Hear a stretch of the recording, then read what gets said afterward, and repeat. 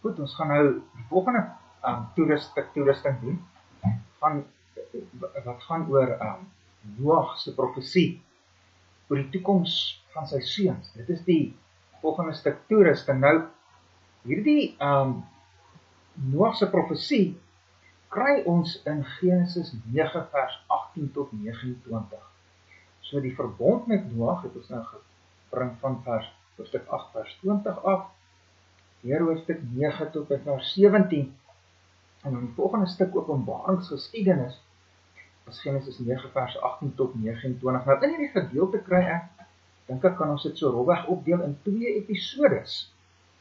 Vers 18 tot 23, die hartseer wat ons daar raak sien, Noag en Gam se sonde, en dan vers 24 tot 29, waar ons dan uiteindelik uitkom by daai profesie van Noag. Kom ons kyk bietjie na die eerste episode. As mens nou met jou kind daar deurlees, dan dink ek wat 'n mens hier moet uitbring is, kyk, aan die een kant wonderlik, lewe gaan voort, vers 18 tot 20, ons sien daar, dat daar word gepraat van Sem, Gam en Jafet, die seuns van Noag, hulle begin voortgaan, hulle begin in hulle geslagte meer word,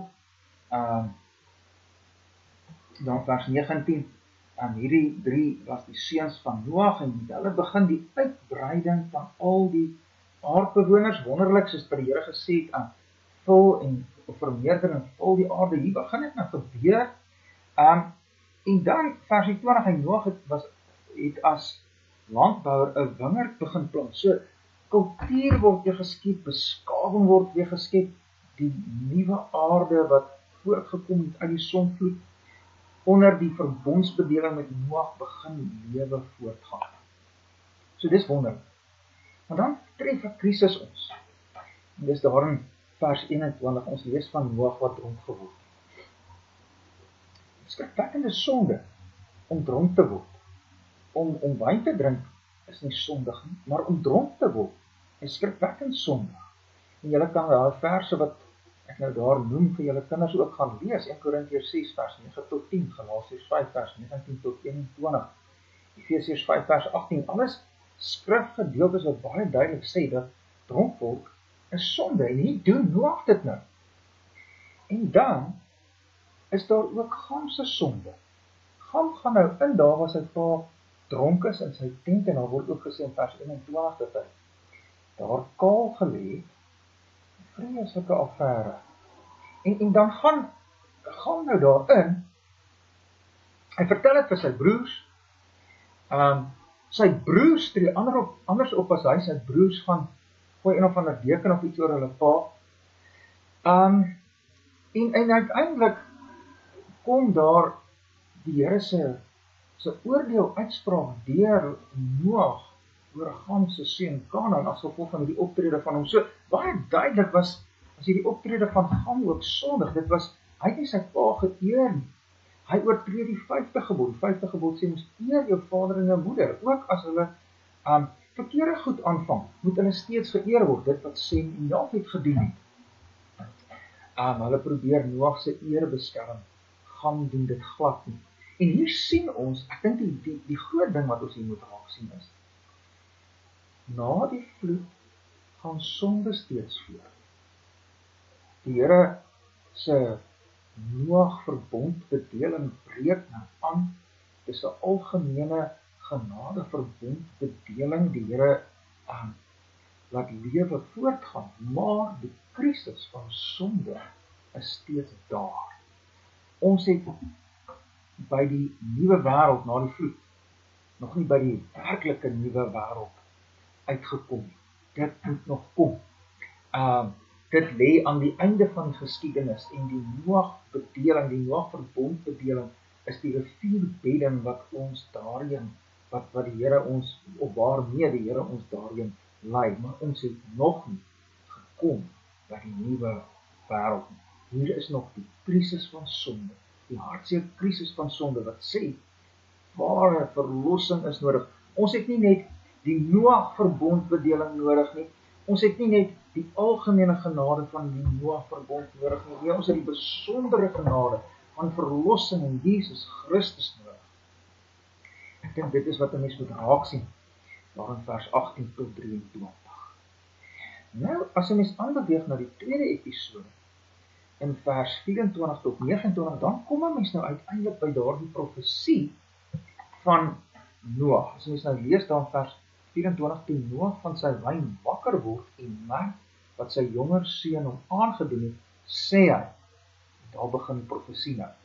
En voor ons ingaan op die profesie, ons dalk net twee belangrike goed raak sien hierso, of vooraf sê, hierdie profesie raak Noag se seuns se nageslag by uitstek. So dis nie asof hierdie profesie dadelik al iets sê oor sy drie seuns, Sem, Gam en Jafet nie, dit raak vir al hulle nageslag. En mens sien nog so 'n soort profesie in Genesis 49 waar Jakob sy 12 seuns seën. Dan sien ons ook hoe daardie seun profesie wat Jakob daar uitspreek eintlik die nageslag van sy 12 seuns raak. En hier is dit ook so. Noag se profesie raak vir al sy seuns se nageslag. En dan die tweede ding wat ons hier moet raak sien, in hierdie profesie sien ons hoe die moederbelofte van Genesis 3 vers 15 verder uitwerk. Onthou julle toe ons daar by die moederbelofte was, het ons gesê, die moederbelofte word die moederbelofte genoem, omdat uit hierdie belofte, die moederbelofte, al die ander evangeliebeloftes nou voortkom.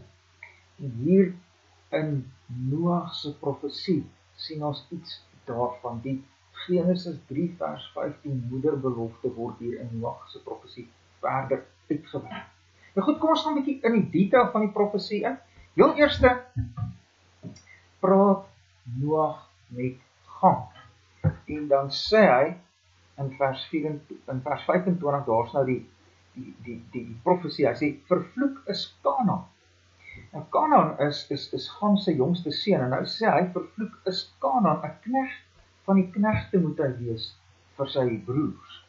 So Noag vervloek nie direk Gam nie oor sy sonde nie, maar Kanaan. So sien daardie ding van die profesie van Noag raak die nageslag van Gam, en dan spesifiek Kanaan.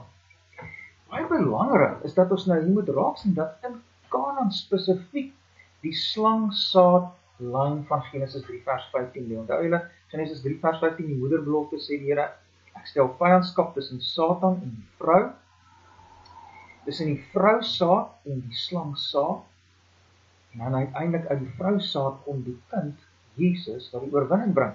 Nou, wat mense hier moet raak sien, is dat binne die Kanaan-lyn lê die slangsaad veral. Net soos in die Kain-lyn voor die vloed, die slangsaad gelê, lê die slangsaad hier van die sondvloed af baie sterk in die Kanaan-lyn. En hulle is dan ook die groot vyande van Israel uiteindelik. As julle julle Bybels nou omblaai na Genesis 10 toe, en ons lees daarvan die nageslagte van Jafet en Gam en Sem, dan kom ons by in Genesis 10 vers 15 by Kanaan. Hy was die vader van Sidon en die Jebusiete en die Amoriete en die Jewiete en die Arkiete en die Siniete en die Arvadiete en die Samariete. Nou dis almal vyande van Israel toe hulle die beloofde land Kanaan ingetrek het, moes hulle teen hierdie aanslag. So in Kanaan lê die slangsaad, die vyande van die Here se volk. Ons kyk na hulle grondgebied dan vers 19. In die gebied van die Kanaaniete was van Sidon af in die rigting van Gerar tot by Gaza en in die rigting van Sodom en Gomorra en Adma en Seboim tot by Lesa. So in Kanaan sien ons nou uiteindelik die lyn wat die vyande van die Here se volk gaan word, die slangsaadlyn. En dit is baie belangrik vir die res van Genesis wat ons gaan deurlees tot in Exodus, Levitikus, Numeri, Deuteronomium, Josua, baie belangrik. Uiteindelik in die boek Josua sien ons hoe die Israeliete Kanaan inneem en dan die oorlog teen die slangsaad, teen Kanaan. So dis baie belangrik. Ons sien in die profesie van Noag die verdere uitwerking van Genesis 3 vers 15 moederbelofte. En die slangsaadlyn sien ons veral by Kanaan. As ons aanbeweeg na Sem toe, vers 26, dan staan daar, in my Bybel nou, staan daar, Geseënd is die Here, die God van Sem. Nou, julle sal sien as julle in die 2020 vertaling lees, dan is dit dat die Here, die God van Sem, moet geprys word. Ek dink ook 'n makliker vertaling in Afrikaans is en steeds mooi letterlike vertaling ook. My ou vertaling sê nou, geseënd is die Here, die God van Sem. Nou wat ons hier moet raak sien, is dat die Here spesiaal gebind word aan Sem. Die Here, die God van Sem. En dan kry ons in die lyn van Sem, kry ons die vrousaad. Ouens soos Abraham, Dawid, en uiteindelik Jesus, hulle lê in die lyn van Sem. Daar is die vrousaad. Wat so wonderlik is nou hier in gedagte hou wat Genesis 9 vers 26 sê, geseënd is die Here, die God van Sem. Hoor nou wat sê Paulus in Efesiërs hoofstuk 1 vers 3, dis my so mooi. Kyk nou daar, net my Bybel daar oopbring. As ek dit kan regkry. Hier is hy. Geseënd is die God en Vader van ons Here Jesus Christus. Wonderlik, né? Geloof en geprys moet word die God van Jesus Christus. Daar in die begin van die Openbaring geskiedenis was dit geloof en geprys moet word die Here, die God van Sem. Uiteindelik kry ons in die Nuwe Testament die lyn wat deurgeloop het na Jesus toe. Uit Sem loop die vrousaadlyn totdat uiteindelik sy hoogtepunt kry by Jesus Christus. Wonderlik, kyk hoe dryf die profesie van Noag, of die Here se profesie deur Noag, die hele geskiedenis van die wêreld. Dis net wonderlik. En dan uiteindelik Jafet, Noag se profesie oor Jafet, ek wil in my Bybel nou net terugblaai daarna, Genesis 9 toe. Oor Jafet profeteer Noag, mag God aan Jafet ruimte verskaf, en mag hy woon in die tente van Sem. Nou, Jafet, mag die Here vir Jafet ruimte verskaf, Jafet se grondgebied word uitgebrei, die Indo-Europese volke kom uit Jafet, met ander woorde ons, Afrikaners ook uiteindelik, Europa, Asië, Indië, dis die ouens wat uit Jafet uit voortkom, en dan wonderlik profeteer Noag daar, mag Jafet en sy nageslag, mag die nageslagte van Jafet woon in die tente van Sem, mag hulle onder Semse mense bly, nie Semse mense, vrousaadmense, en mag hulle uiteindelik, hoor jy die profesie, mag hulle uiteindelik by Jesus, die Semiet, bly. Nou, dis 'n profesie, wat natuurlik vervul word in Matteus 28 vers 19, as Jesus, die Semiet, sê vir sy disippels, vir sy apostels, gaan dan heen, maak disippels van al die nasies. So kom hulle in na die tente van Sem toe, so vergader hulle rondom Jesus, word deel van die Here se volk, die vrousaad mense. Dit geld natuurlik ook vir die mense van Gam, nie? Selfs op die mense van Gam uitgesluit is, nie? As mens byvoorbeeld Psalm 87 lees, dan hoor 'n mens van die mense van Gam in die Nuwe Jerusalem. Net my Bybel daar oopmaak, dan lees ek dit vir julle. So uiteindelik kry hulle ook deel, wonderlik die Here se genade deur Sem. Daar staan van die kinders van Korag, Psalm 87, Psalm 'n lied. Sy grondvesting is op heilige berge. Die Here het die poorte van Sion lief, bo al die wonings van Jakob. Heerlike dinge word van u gesê, o stad van God, Sela. Ek wil Raab en Babel vermeld onder hulle wat my ken. Kyk, Philistia en Tyrus, saam met Kus, hierdie een is ook daar gebore. Wonderlik, nee, hier word hierdie name genoem, Sion, Babel, Raab is naam vir Egipte. Dis alles ouens wat uit Gam uitkom, die Filistyne, is mense wat uiteindelik nie uit die lyne van Sem uitkom en ook nie net uit Jafet nie, hier kom mense ook uit Gam uit, byvoorbeeld Kus en Raab, baie duidelik nageslagte van Gam, en ook hulle sal deel uiteindelik deur Jesus in die verlossing wat daar gaan wees, wat daar in Jesus is. Maar wat 'n mens nou hier moet raak sien, uiteindelik hierdie profesie van Noag dryf die wêreldgeskiedenis, nee. In Gam sien ons die slangsaad, in Sem sien ons die lyn van die vrousaad, in Jafet, die Here verskaf ruimte, die Indo-Europese volke uiteindelik, hoe hulle ook inkom, uiteindelik ook saam met mense van Gam, en deel kan word van die Here se volk. Ons kyk weer na 'n prentjie daarvan, as ons weer dink aan God se goeie skepping, die koninkryk in die begin, aan die einde die herskepping, die koninkryk in sy volkomenheid. Hierso die sondeval, Genesis 3, uiteindelik die vloedgeskiedenis waarby ons was, en dan die rivierbedding van die Noag verbond wat die geskiedenis laat voortgaan tot by die wederkoms. Binne hierdie rivierbedding van die Noag verbond is daar voortgang van lewe. Genesis 9 vers 1 tot 7 daar waar daarvan praat. Binne in hierdie voortgang van die rivierbedding van die Noag verbond is daar egter ook die moederbelofte lyn, die algemene genadelyn, lewe gaan voort, maar ook die besondere genadelyn, die moederbelofte, Genesis 3 vers 15.